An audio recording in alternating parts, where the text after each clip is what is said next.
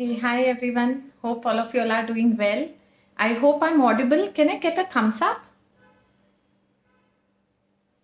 Perfect. Okay, lovely. Hi. Hi Uday. Hi Alia.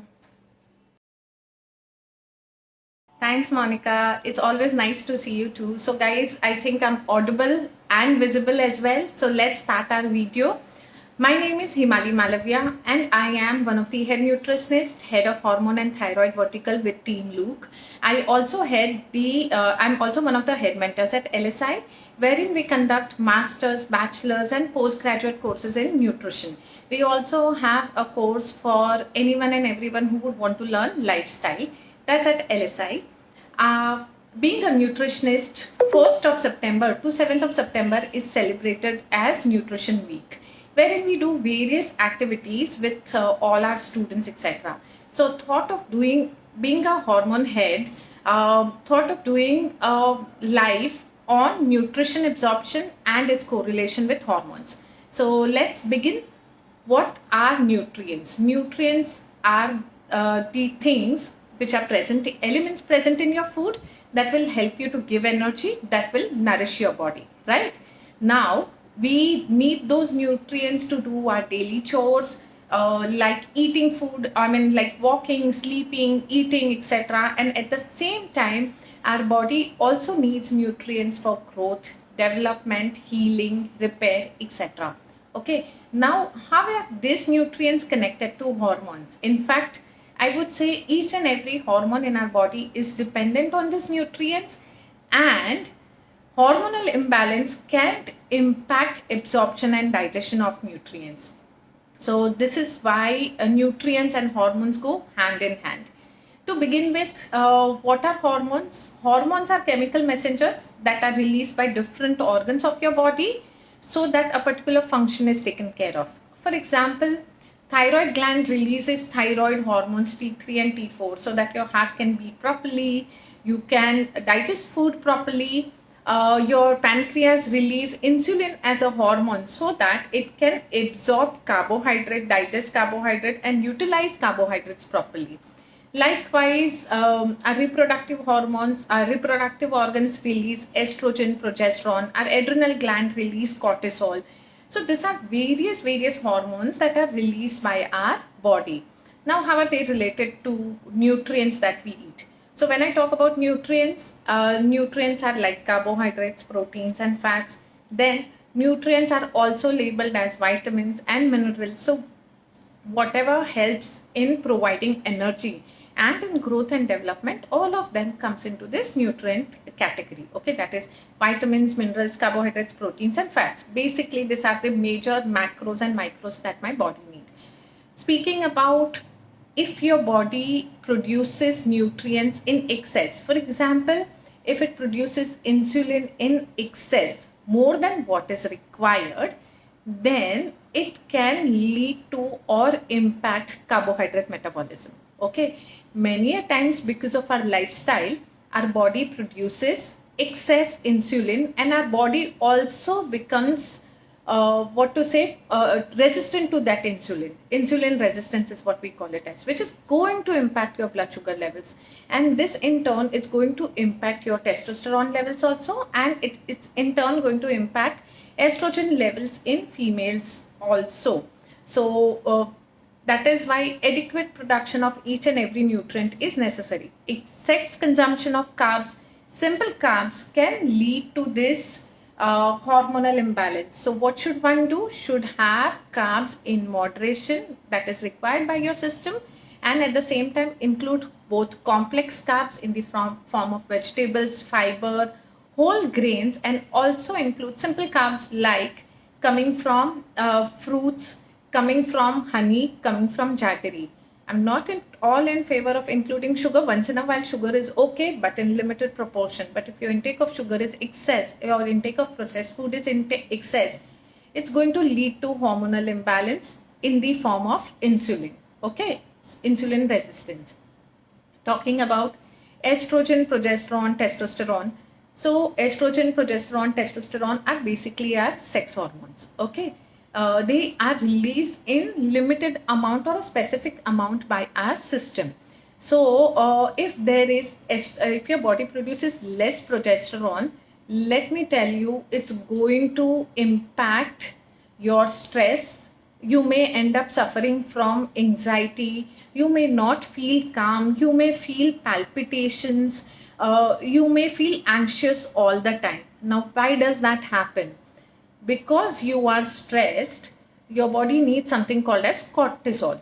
Now, progesterone is a precursor for that cortisol. So less of progesterone, it's going to cause all this. Okay, and less progesterone means it is going to impact your heart health. It's going to impact absorption of calcium, release of calcitonin, a hormone released by thyroid gland. It gets impacted by progesterone, and it's also going to impact protein metabolism for that matter. It's also going to impact iron absorption. Hence, taking care of our stress is very, very important if you want to manage your progesterone levels. That is one thing.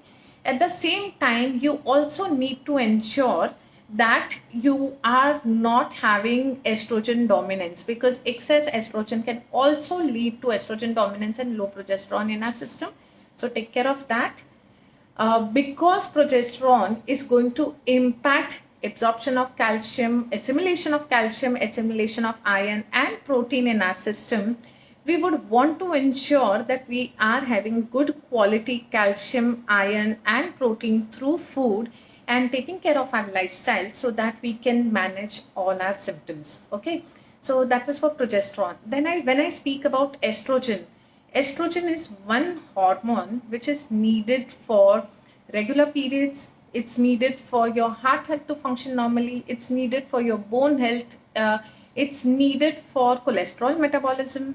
So when you have low estrogen levels, or when you have high estrogen levels, estrogen dominance, or when your body is not able to produce enough estrogen, or it is utilized in other way because of excess of stress, then it's going to impact your bone health big time.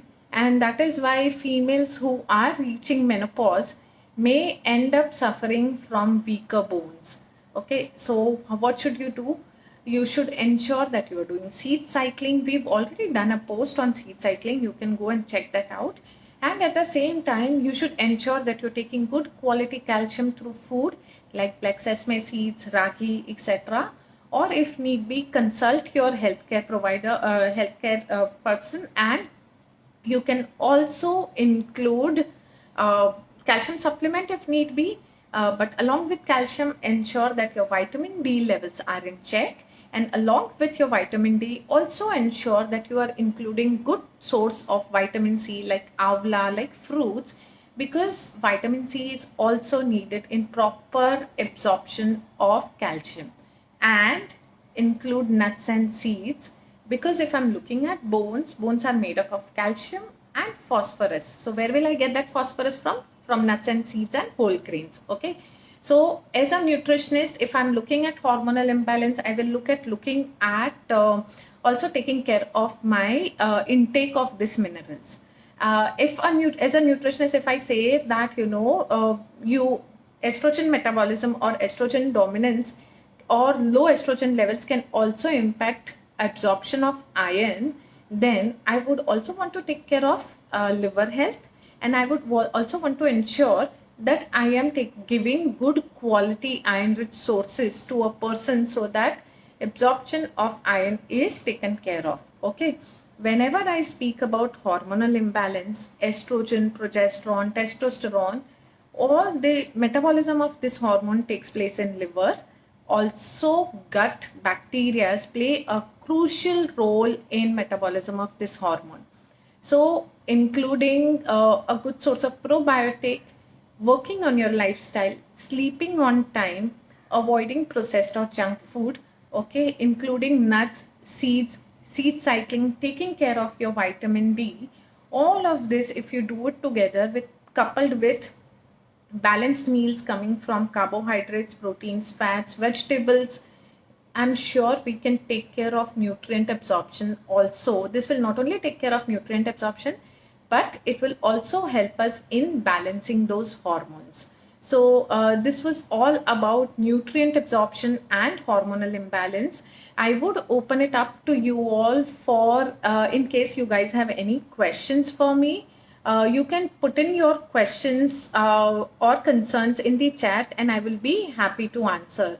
There was one person who had asked about hormones. I'm just replying to you.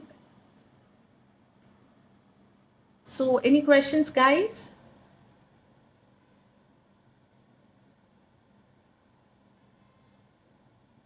I guess I have missed that question, but if any one of you have any questions or concerns, please feel free to post here and I will be happy to address it. Menopause lasts for how many years? So when we say menopause, it starts anywhere after the age of 40 to 45, which we call it as perimenopause, and then the menopause continues, which is till we die. Okay. Now, when you say how many years, I wouldn't say exactly 2 years or 3 years, but to get accustomed to this menopause, your body may take time of 6 months to 3 to 4 years. Any food you recommend for regulating period flow? So if your period flow is less, then we would want to boost it. So we would want to know the cause of why low period flow and work upon it. But you can include iron-rich food like moringa. It will definitely help you. But if your period flow is more or heavy, then we would want to know the cause and work upon it. You can include mint coriander juice. It will definitely help you. Another question that we have is how to take care of endometriosis. Now, endometriosis is an autoimmune condition. It depends, it depends from person to person. What are the signs and symptoms? But one very simple thing that you may want to take care of with respect to endometriosis is that you would want to balance your hormones. That is by including seed cycling, good source of vitamin E, good source of omegas, good fats will definitely help us in taking care of endometriosis. But we would want to know the cause. What is the line of treatment that you are undergoing? Boosting progesterone levels will also help for sure. Next question that we have is how to control weight during menopause. You may end up gaining weight during menopause, and that's because of the estradiol levels which are going down. So ensuring that you work on your irritation, anxiety, which is common during menopause, perimenopausal phase. So work on your emotional well-being. Also ensure that you are active throughout the day. With menopause, your heart health, your cholesterol levels and your bone health is going to be impacted. So we would also want to take care of that. Target 10K steps daily. Ensure that you are active. Include balanced meals. Avoid sugar and junk food. These are the few simple tips that we can give you to help with weight gain during menopause. But we may want to look at how much of weight you have gained and help you further on that. Yeah. What kind of hormones affect or cause BP? So when we talk about blood pressure is, I would say, is a lifestyle disorder. It happens because of excess of intake of sodium. It can also happen because of stress. I mean, most of the cases that I have come across, stress was the biggest trigger. Having said that, I've seen many cases where people, young kids of 16 and 18 years ended up suffering from blood pressure. It could be genetic as well. Talking about hormones, there are various hormones that help in beating of our heart. So aldosterone and all those hormones are something that can cause, I wouldn't say cause blood pressure, but are impacted because of blood pressure. Okay. So taking care of lifestyle is the key out here. Good way to boost iron. Very simple way to boost iron is including iron-rich sources, including vitamin C, and also ensuring taking care of your liver health. Okay. One thing that many a times when we speak about iron, we end up forgetting that low hemoglobin or anemia could be because of worms as well. Okay, so deworming will help us for sure. So check out on why do you have low iron levels, and then work it out. It could be a cause of some underlying infection or underlying condition as well. So work on the root cause. But these are simple things like including iron-rich food like garden cress seeds, moringa, spinach, vitamin C, green leafy vegetables, vitamin D. Vitamin D is my favorite. Of course, it's not going to help us in boosting iron levels, but it takes care of liver health. So we can definitely look at it. You can start seed cycling any day, definitely, but seed cycling is as per your menstrual phases. So you may want to look at it. We've already done a post on that on UCare itself. You can go and have a look at it. Does menopause affect the fingers joints? Fingers joints, when you talk about, if they are this, joints do, I mean, bone health is impacted. So I wouldn't say that menopause impacts finger joints. It could be some inflammation, it could be autoimmune condition, or it could be some, like, you must have lifted weight and that is why you having pain. Let us know more on it and we can help you out for sure. How to increase gut absorption of nutrients? Amazing question, Krishna. I mean, this is something that I was looking for. You want to work on your gut health if you want to improve the nutrient absorption. How can you do it? You can do it by ensuring that you are not having heavy meals. You're not eating every 1 hour or 2 hour. You are not stressed. You have a good source of probiotic. You are sleeping on time, and most important, you are having balanced meal and you are active. All these are simple tips that we speak time and again on taking care of gut health. It will definitely help. Does this hamper your sexual desire? I'm sorry, Alusha, I missed your question. I mean, your question is half. If you can elaborate complete, I mean, if you can tell us complete question, it will help me. Should we take supplements for estrogen with growing age? This is one question that I've always been asked. When we speak about supplements, in my language, I would say is call it as hormone replacement therapy, which many doctors advise during menopause to help women get accustomed to that phase of low estrogen. Frankly, I would say do it through lifestyle. Only if it is like some dire consequence, I mean, if it is some severe condition, go for estrogen supplement, or I mean estrogen replacement or hormone replacement therapy. But seed cycling, taking care of lifestyle, etc. will help, because post menopause your body is not going to produce estradiol. So how long will you take that exogenous estrogen is my question.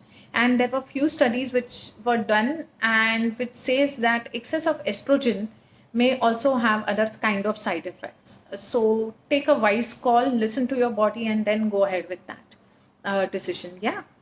Does estrogen dominance give insomnia? Estrogen dominance can, I wouldn't say gives insomnia, but hormonal imbalance is one of, I mean, anxiety and stress are one of the triggers of hormonal imbalance. So when you have lesser estrogen or excess of estrogen, the cause is anxiety, which is why you are not able to sleep at night. So work on your thoughts for sure, and it will help you out. So there's one more question that we have: how to keep psoriasis under control? Mita, we can address psoriasis in another session separately. Since this session is on gut health, I mean nutrient absorption and hormonal imbalance, we can I can address those questions. Natural ways to cure insomnia. So if your insomnia is because of stress, work on your stress. If it is because of perimenopause, then ensure you are working on your lifestyle. But few simple tips I would want to give you is deep breathing, meditation, pranayama, including, I would say, going gadget free after 9:30, 10, journaling your thoughts, using essential oils like vetiver oil or lavender oil, which will help you calm down and relax. All these are natural cures, not cures, but all this will help you deal with insomnia easily. And if still nothing works, you can look at having 1/4 teaspoon of nutmeg powder with warm water at bedtime. And that will also definitely help us. So yeah, that's it. In case you guys have any other questions, I'll be happy to address it for sure. Could you please answer about B12 absorption in vegetarians? So Frankly, if you have good gut health, the bacteria which are present in your stomach are going to produce B12. Okay, and it will also help in better absorption of B12 as well. So if you are a vegetarian, doesn't mean that you will have B12 deficiency. Your lifestyle impacts that gut bacteria, because of which B12 production is impacted. So having a good probiotic will definitely help. But if you are but work on your lifestyle, and if you are still deficient on B12, then supplementation with the help of doctor will help. Thanks for sharing such valuable information. You're welcome, dear. I will take one last question before we end this session. The question is how to deal with menorrhagia. I would want to discuss this otherwise as a separate topic, because there are too many things that we would want to look at. Medicine, please name deworming medicine name. Uh, Ideally, such medicines should be prescribed by your doctor. Albendazole is one such but do not do self medication. Reach out to your doctor and let him prescribe a medicine for deworming that will help you. Yes. So yeah, that's it from my end. Still, in case you have any questions, please feel free to post your queries on my Instagram handle, which is Hemali Malavya, and I'll be happy to address it. Yeah. Good luck. Take care, and eat more. Eat light, sleep on time, be active, drink enough water, deep breathe, journal your thoughts, and take care. Bye.